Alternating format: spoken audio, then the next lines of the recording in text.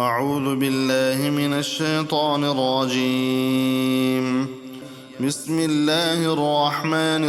الرحيم. إليه يرد علم الساعة وما تخرج من ثمرات من أكمامها وما تحمل من أنثى ولا تضع إلا بعلمه ويوم يناديهم أين شركائي قالوا آذناك ما منا من شهيد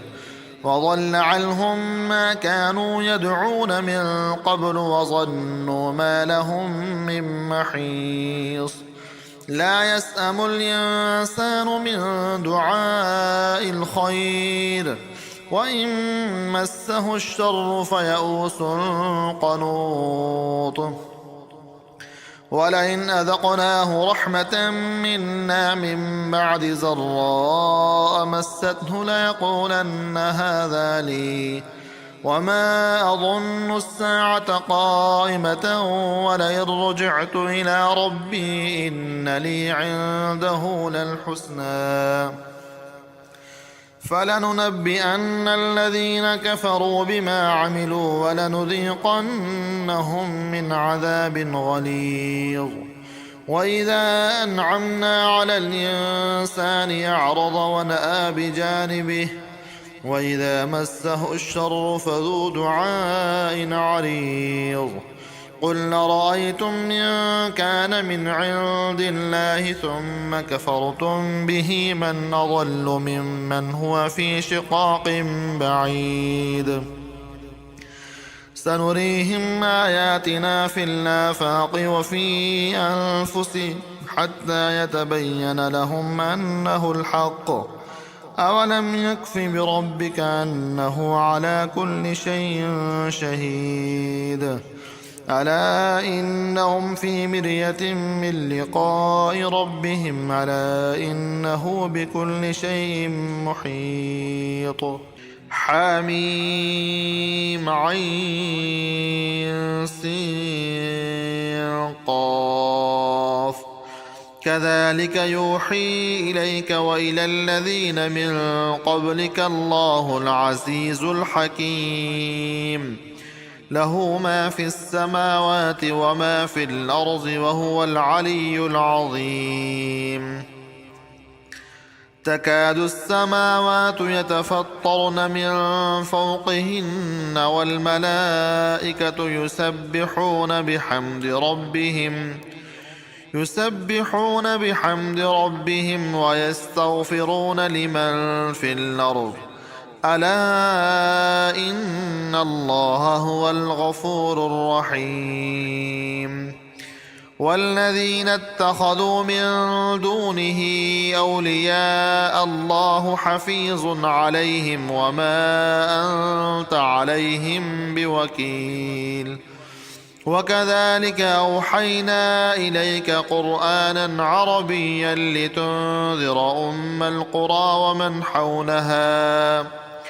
لتنذر أم القرى ومن حولها وتنذر يوم الجمع لا ريب فيه فريق في الجنة وفريق في السعير ولو شاء الله لجعلهم أمة واحدة ولكن يدخل من يشاء في رحمته والظالمون ما لهم من ولي ولا نصير أم اتخذوا من دونه أولياء فالله هو الولي وهو يحيي الموتى وهو على كل شيء قدير وما اختلفتم فيه من شيء فحكمه إلى الله ذلكم الله ربي عليه توكلت وإليه أنيب فاطر السماوات والأرض جعل لكم من أنفسكم أزواجا ومن الأنعام أزواجا يذرأكم فيه ليس كمثله شيء وهو السميع البصير له مقاليد السماوات والأرض يبسط الرزق لمن يشاء ويقدر إنه بكل شيء عليم شرع لكم من الدين ما وصى به نوحا والذي أوحينا إليك وما وصينا به إبراهيم وموسى وعيسى أن أقيموا الدين ولا تتفرقوا فيه كبر على المشركين ما تدعوهم إليه الله يجتبي إليه من يشاء ويهدي إليه من ينيب وما تفرقوا إلا من بعد ما جاءهم العلم بغيا بينهم ولولا كلمة سبقت من ربك إلى أجل مسمى لقضي بينهم وإن الذين أورثوا الكتاب من بعدهم لفي شك منه مريب فلذلك فادع واستقم كما أمرت ولا تتبع أهواءهم وقل آمنت بما أنزل الله من كتاب وأمرت لأعدل بينكم الله ربنا وربكم لنا أعمالنا ولكم أعمالكم لا حجة بيننا وبينكم الله يجمع بيننا وإليه المصير والذين يحاجون في الله من بعد ما استجيب له حجتهم داحضة عند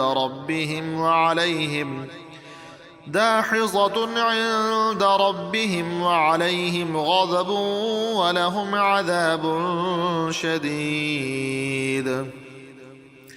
الله الذي أنزل الكتاب بالحق والميزان وما يدريك لعل الساعة قريب يستعجل بها الذين لا يؤمنون بها والذين آمنوا مشفقون منها ويعلمون أنها الحق ألا إن الذين يمارون في الساعة لفي ضلال بعيد الله لطيف بعباده يرزق من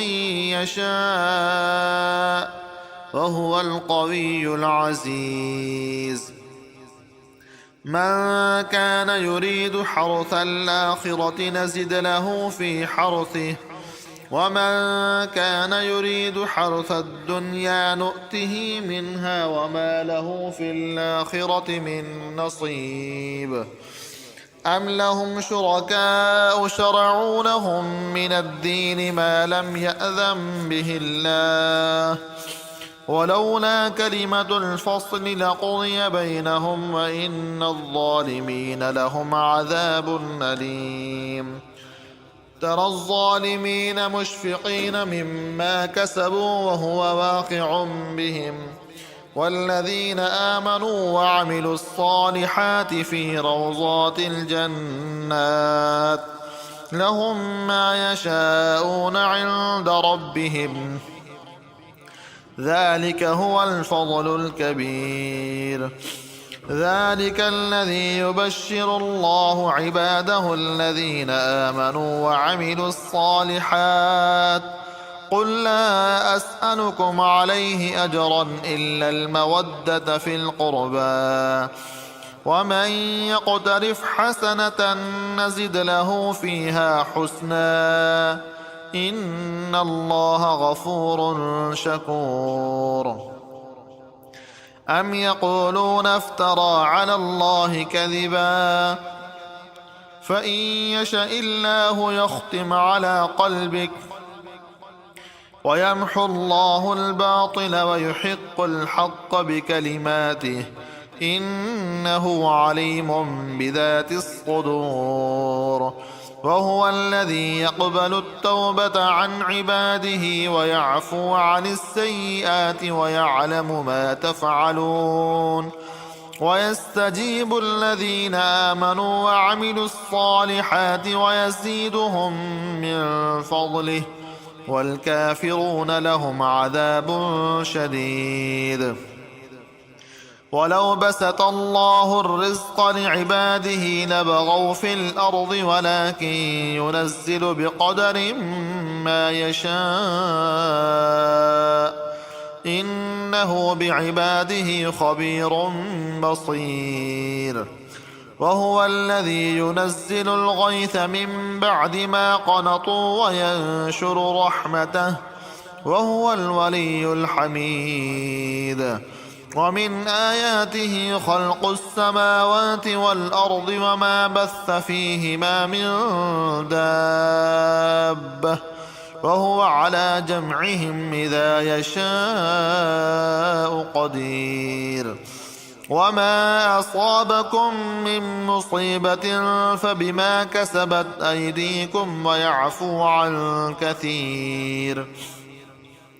وما أنتم بمعجزين في الأرض وما لكم من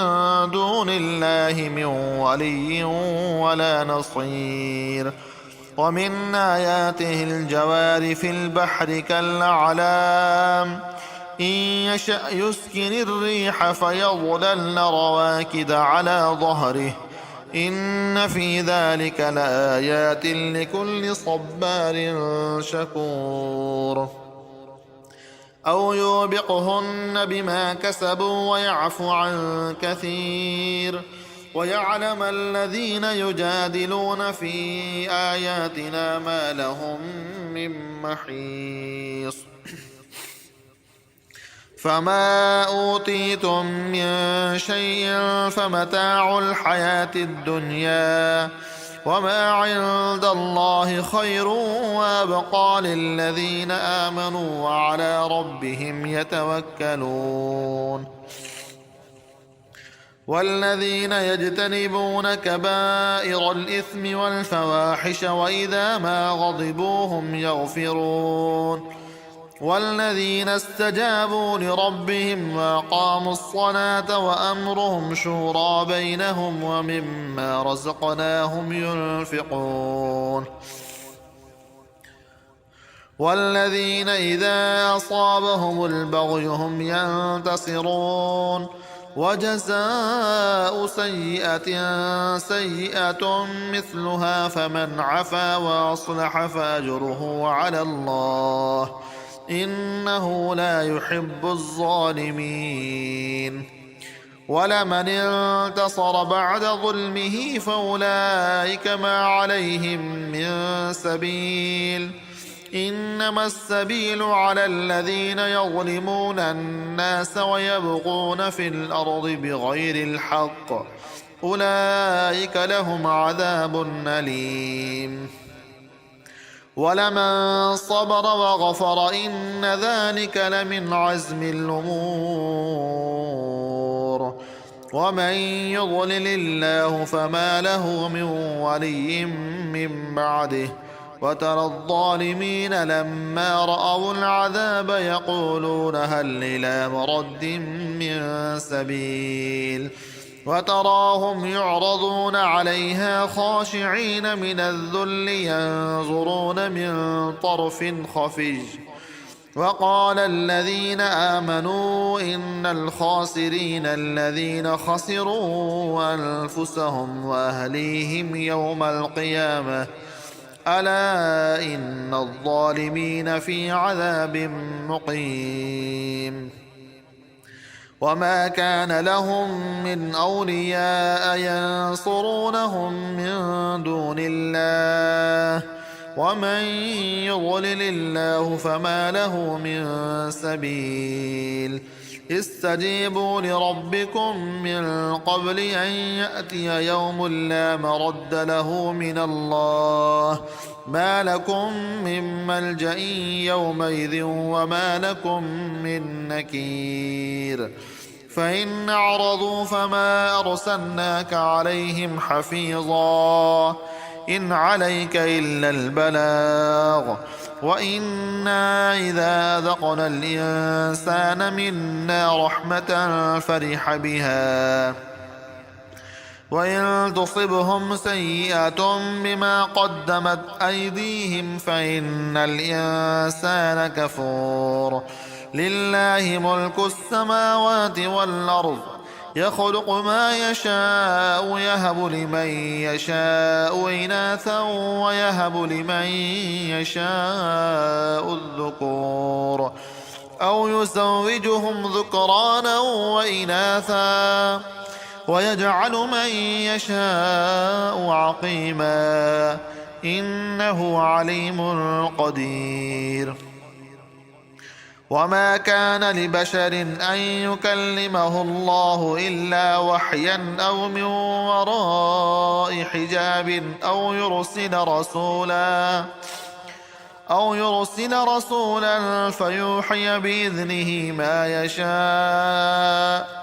إنه علي حكيم وكذلك أوحينا إليك روحا من أمرنا ما كنت تدري ما الكتاب ولا الإيمان ولكن جعلناه نورا نهدي به من نشاء من عبادنا وإنك لتهدي إلى صراط مستقيم صراط الله الذي له ما في السماوات وما في الأرض ألا إلى الله تصير الأمور حميم والكتاب المبين إنا جعلناه قرآنا عربيا لعلكم تعقلون وإنه في أم الكتاب لدينا لعلي حكيم أفنضرب عنكم الذكر صفحا أن كنتم قوما مسرفين وكم أرسلنا من نبي في الأولين وما يأتيهم من نبي إلا كانوا به يستهزئون فأهلكنا أشد منهم بطشا ومضى مثل الأولين ولئن سألتهم من خلق السماوات والأرض ليقولن خلقهن العزيز العليم الذي جعل لكم الأرض مهدا وجعل لكم فيها سبلا لعلكم تهتدون والذي نزل من السماء ماء بقدر فأنشرنا به بلدة ميتا كذلك تخرجون والذي خلق الأزواج كلها وجعل لكم من الفلك والأنعام ما تركبون لتستووا على ظهوره ثم تذكروا نعمة ربكم إذا استويتم عليه وتقولوا سبحان الذي سخر لنا هذا وما كنا له مقرنين وإنا إلى ربنا لمنقلبون وجعلوا له من عباده جزءا إن الإنسان لكفور مبين أم اتخذ مما يخلق بنات وأصفاكم بالبنين وإذا بشر أحدهم بما ضرب للرحمن مثلا ظل وجهه مسودا وهو كظيم أومن ينشأ في الحلية وهو في الخصام غير مبين وجعلوا الملائكة الذين هم عباد الرحمن إناثا أشهدوا خلقهم ستكتب شهادتهم ويسألون وقالوا لو شاء الرحمن ما عبدناهم ما لهم بذلك من علم إن هم إلا يخرصون أم آتيناهم كتابا من قبله فهم به مستمسكون بل قالوا إنا وجدنا آباءنا على أمة وإنا على آثارهم مهتدون وكذلك ما أرسلنا من قبلك في قرية من نذير إلا قال مترفوها إنا وجدنا آباءنا على أمة وإنا على آثارهم مقتدون قال أولو جئتكم بأهدى مما وجدتم عليه آباءكم قالوا إنا بما أرسلتم به كافرون فانتقمنا منهم فانظر كيف كان عاقبة المكذبين وإذ قال إبراهيم لأبيه وقومه إنني براء مما تعبدون إلا الذي فطرني فإنه سيهدين وجعلها كلمة باقية في عقبه لعلهم يرجعون بل متعت هؤلاء وآباءهم حتى جاءهم الحق ورسول مبين ولما جاءهم الحق قالوا هذا سحر وإنا به كافرون وقالوا لولا نزل هذا القرآن على رجل من القريتين عظيم أهم يقسمون رحمة ربك نحن قسمنا بينهم معيشتهم في الحياة الدنيا ورفعنا بعضهم فوق بعض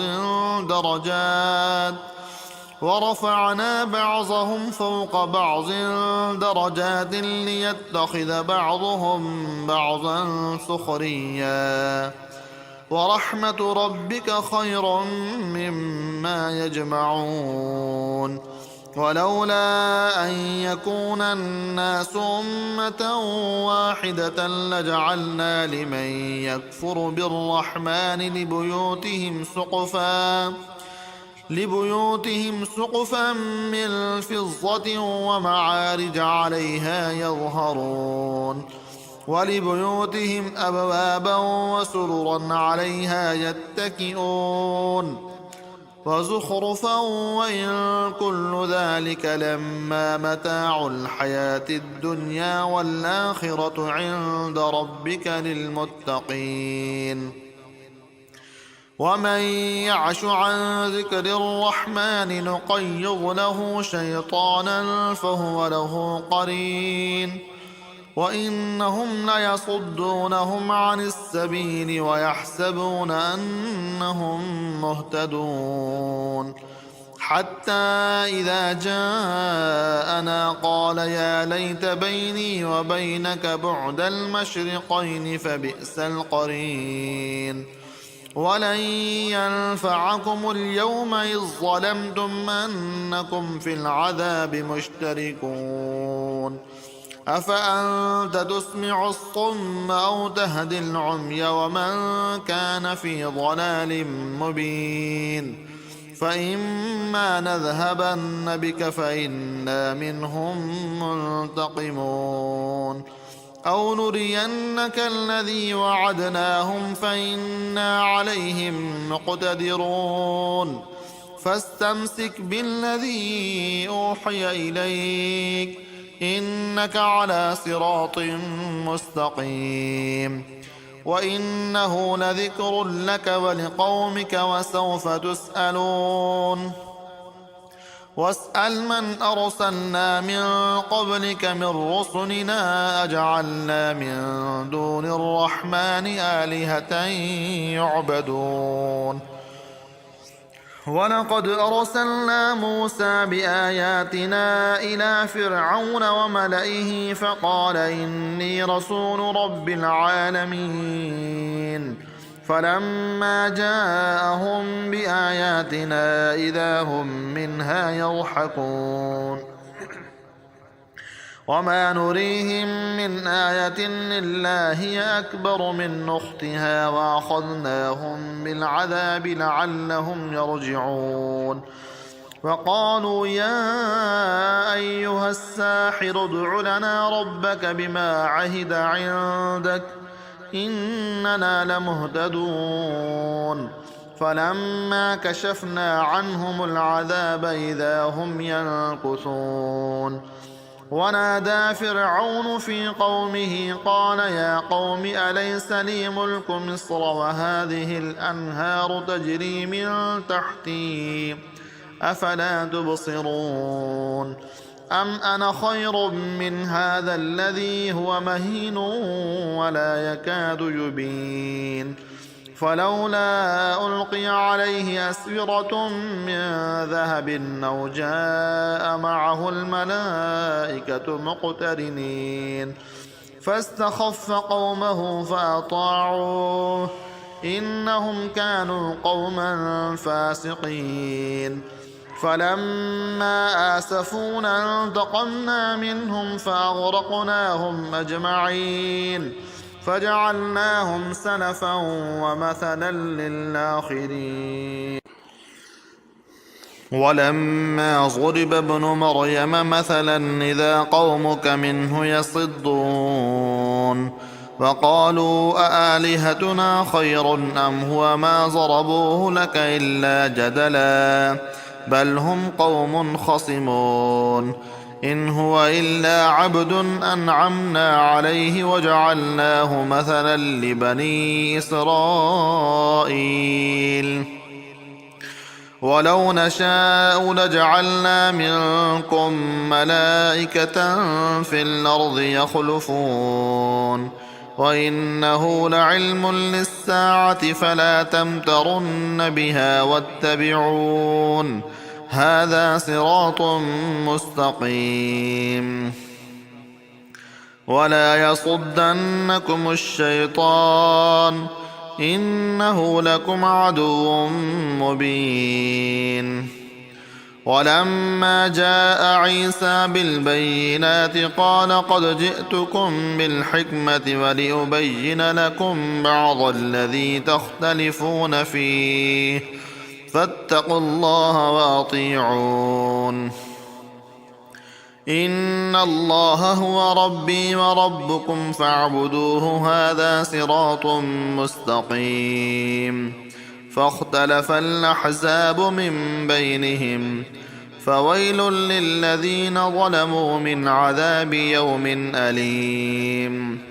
هل ينظرون إلا الساعة أن تأتيهم بغتة وهم لا يشعرون الأخلاء يومئذ بعضهم لبعض عدو إلا المتقين يا عباد لا خوف عليكم اليوم ولا أنتم تحزنون الذين آمنوا بآياتنا وكانوا مسلمين ادخلوا الجنة أنتم وأزواجكم تحبرون يطاف عليهم بصحاف من ذهب وأكواب وفيها ما تشتهيه الأنفس وتلذ الأعين وأنتم فيها خالدون وتلك الجنة التي أورثتموها بما كنتم تعملون لكم فيها فاكهة كثيرة منها تأكلون إن المجرمين في عذاب جهنم خالدون لا يفتر عنهم وهم فيه مبلسون وما ظلمناهم ولكن كانوا هم الظالمين ونادوا يا مالك ليقض علينا ربك قال إنكم ماكثون لقد جئناكم بالحق ولكن أكثركم للحق كارهون أم أبرموا أمرا فإنا مبرمون أم يحسبون أنا لا نسمع سرهم ونجواهم بلى ورسلنا لديهم يكتبون قل إن كان للرحمن ولد فأنا أول العابدين سبحان رب السماوات والأرض رب العرش عما يصفون فذرهم يخوضوا ويلعبوا حتى يلاقوا يومهم الذي يوعدون وهو الذي في السماء إله وفي الأرض إله وهو الحكيم العليم وتبارك الذي له ملك السماوات والأرض وما بينهما وعنده علم الساعة وإليه ترجعون ولا يملك الذين يدعون من دونه الشفاعة إلا من شهد بالحق وهم يعلمون ولئن سألتهم من خلقهم ليقولن الله فأنى يؤفكون وقيله يا رب إن هؤلاء قوم لا يؤمنون فاصفح عنهم وقل سلام فسوف يعلمون حميم والكتاب المبين إنا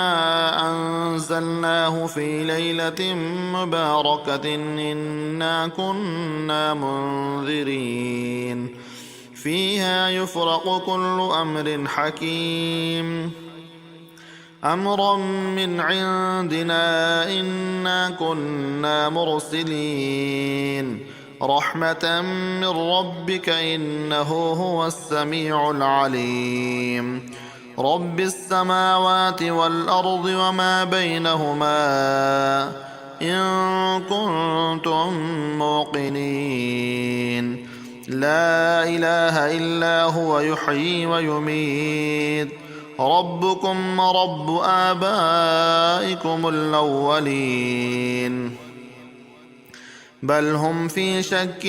يلعبون فارتقب يوم تأتي السماء بدخان مبين يغشى الناس هذا عذاب أليم ربنا اكشف عنا العذاب إنا مؤمنون أنى لهم الذكرى وقد جاءهم رسول مبين ثم تولوا عنه وقالوا معلم مجنون إنا كاشف العذاب قليلا إنكم عائدون يوم نبطش البطشة الكبرى إنا منتقمون ولقد فتنا قبلهم قوم فرعون وجاءهم رسول كريم أن أدوا إلي عباد الله إني لكم رسول أمين وأن لا تعلوا على الله إني آتيكم بسلطان مبين وإني عذت بربي وربكم أن ترجمون وإن لم تؤمنوا لي فاعتزلون فدعا ربه أن هؤلاء قوم مجرمون فأسر بعبادي ليلا إنكم متبعون واترك البحر رهوا إنهم جند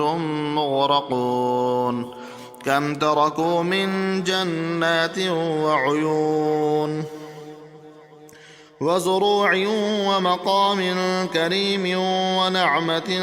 كانوا فيها فاكهين كذلك وأورثناها قوما آخرين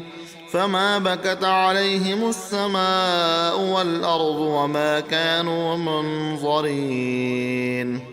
ولقد نجينا بني إسرائيل من العذاب المهين من فرعون إنه كان عاليا من المسرفين ولقد اخترناهم على علم على العالمين وآتيناهم من الآيات ما فيه بلاء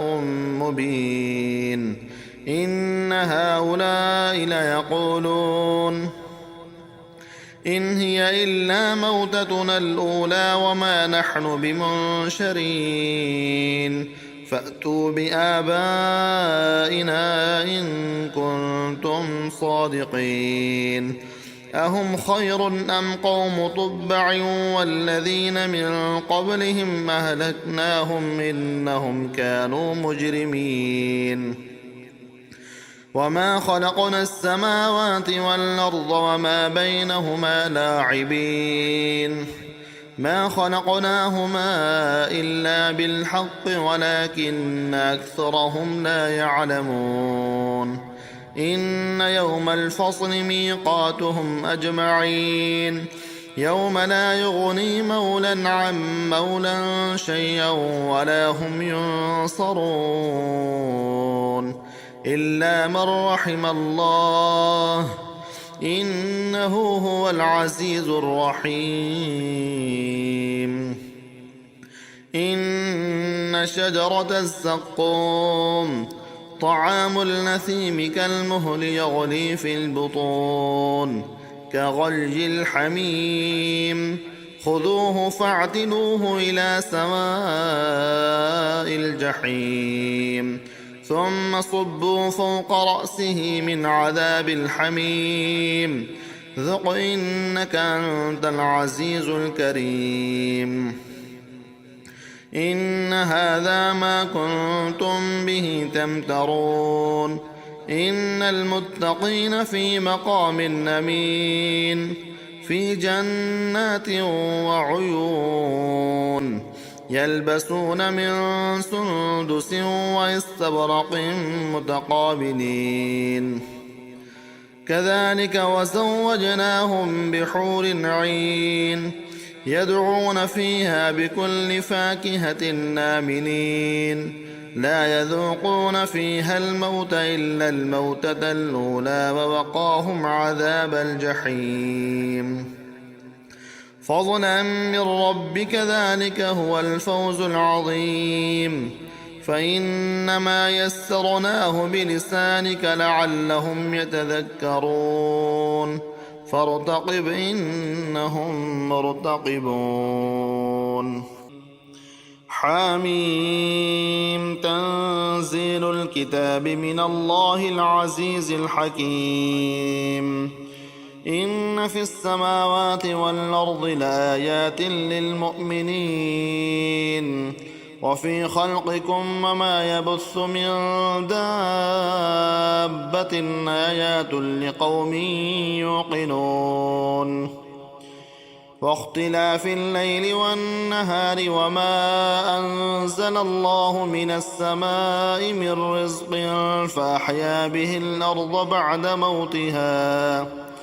فأحيا به الأرض بعد موتها وتصريف الرياح آيات لقوم يعقلون تلك آيات الله نتلوها عليك بالحق فبأي حديث بعد الله وآياته يؤمنون ويل لكل أفاك نثيم يسمع آيات الله تتلى عليه ثم يسر مستكبرا كأن لم يسمعها فبشره بعذاب أليم وإذا علم من آياتنا شيئا اتخذها هزوا أولئك لهم عذاب مهين من ورائهم جهنم ولا يغني عنهم ما كسبوا شيئا ولا ما اتخذوا من دون الله أولياء ولهم عذاب عظيم. هذا هدى والذين كفروا بآيات ربهم لهم عذاب من رجز أليم. الله الذي سخر لكم البحر لتجري الفلك فيه بأمره ولتبتغوا من فضله ولعلكم تشكرون. وسخر لكم ما في السماوات وما في الأرض جميعا منه إن في ذلك لآيات لقوم يتفكرون. قل للذين آمنوا يغفروا للذين لا يرجون أيام الله ليجزي قوما بما كانوا يكسبون.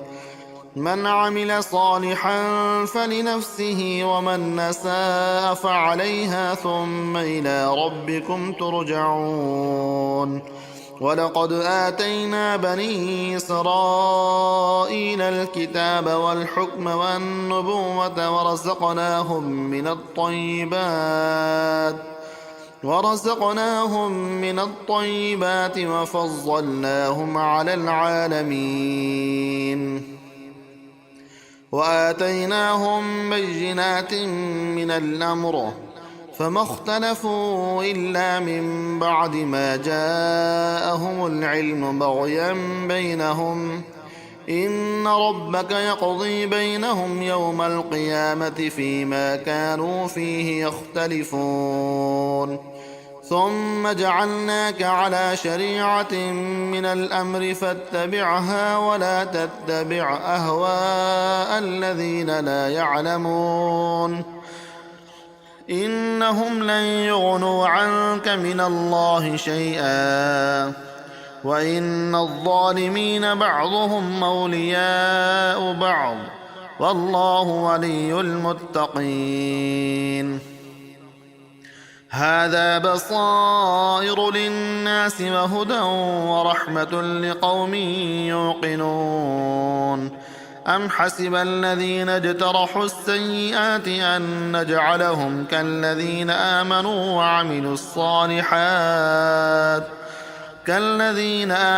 وعملوا الصالحات سواء محياهم ومماتهم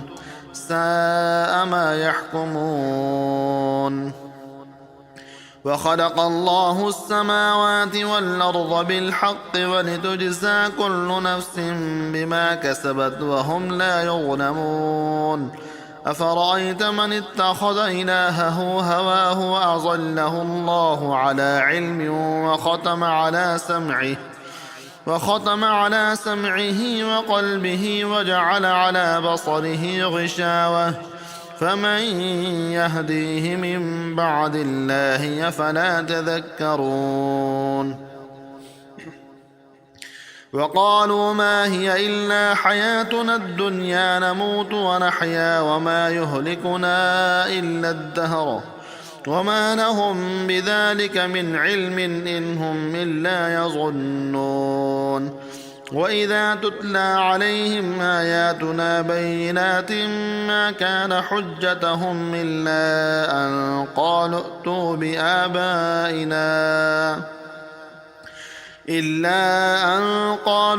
بآبائنا إن كنتم صادقين. قل الله يحييكم ثم يميتكم ثم يجمعكم إلى يوم القيامة لا ريب فيه ولكن أكثر الناس لا يعلمون. ولله ملك السماوات والأرض ويوم تقوم الساعة يومئذ يخسر المبطلون. وترى كل أمة جاثية كل أمة تدعى إلى كتابها اليوم تجزون ما كنتم تعملون. هذا كتابنا ينطق عليكم بالحق إنا كنا نستنسخ ما كنتم تعملون فأما الذين آمنوا وعملوا الصالحات فيدخلهم ربهم في رحمته ذلك هو الفوز المبين وأما الذين كفروا فلم تكن آياتي تتلى عليكم فاستكبرتم وكنتم قوما مجرمين وإذا قيل إن وعد الله حق والساعة لا ريب فيها قلتم ما ندري ما الساعة إن نظن إلا ظنا وما نحن بمستيقنين وبدا لهم سيئات ما عملوا وحاق بهم ما كانوا به يستهزئون وقيل اليوم ننساكم كما نسيتم لقاء يومكم هذا ومأواكم النار وما لكم من ناصرين ذلكم بأنكم اتخذتم آيات الله هزوا وغرتكم الحياة الدنيا فاليوم لا يخرجون منها ولا هم يستعتبون فلله الحمد رب السماوات ورب الأرض رب العالمين وله الكبرياء في السماوات والأرض وهو العزيز الحكيم